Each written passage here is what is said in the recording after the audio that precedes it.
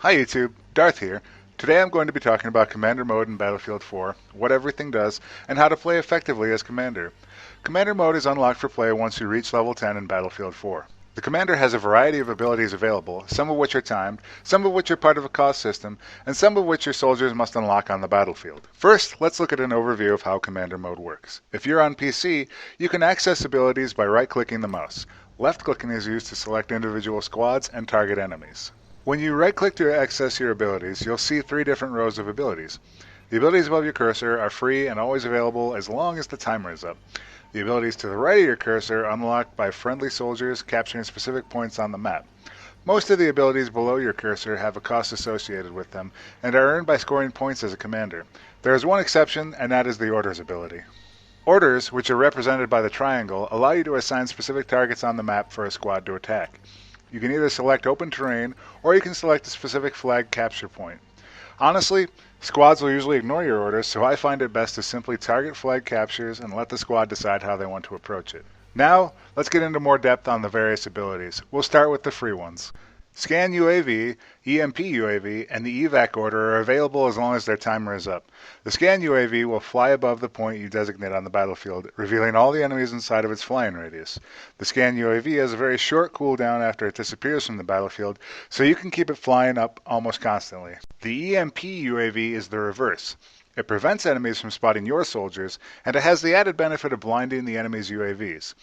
The EMP UAV has several additional uses. You can use it to block the enemy commander's UAV, do damage to the enemy AC-130, and any enemy cruise missiles launched into or through your EMP UAV will be destroyed before impact. The EMP UAV will do about 20% damage to an AC-130 if timed perfectly, but it won't be enough to destroy it. The EVAC order will display a very prominent warning on your soldier screens that tells them to evacuate an area. Like the out-of-bounds warning, it's very obtrusive and it should only be used in emergencies. However, you can use it to farm commander points, so it's a good idea to keep using it, even if it's off the boundaries of the map. In general, it's a good idea to keep using your free abilities as it will help boost your commander score.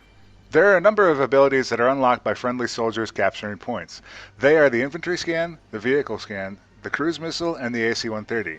You'll want to prioritize having squads attack the points that control the cruise missile and AC-130, as they can be powerful tools to change the course of a match.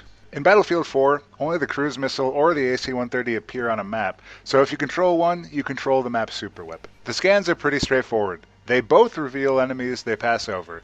The infantry scans reveal infantry, and the vehicle scan reveals vehicles.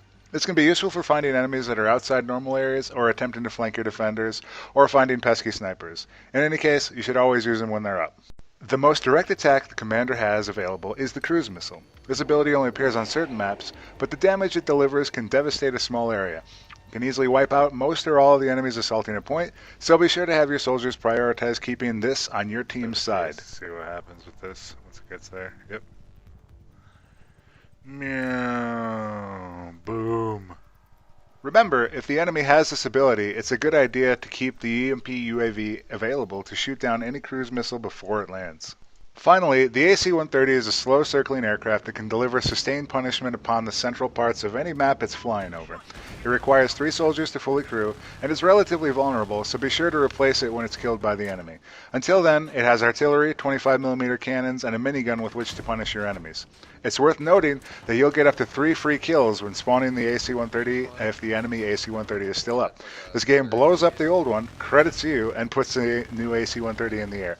The last few skills are fueled by your score and points. The more you earn, the more you can use these. They are the squad promotions, rapid deployments, supply drops, and vehicle drops. Squad promotions give a squad an upgrade to their squad perks. So, for example, if they had 3 of 4 perks unlocked, they would receive the 4th.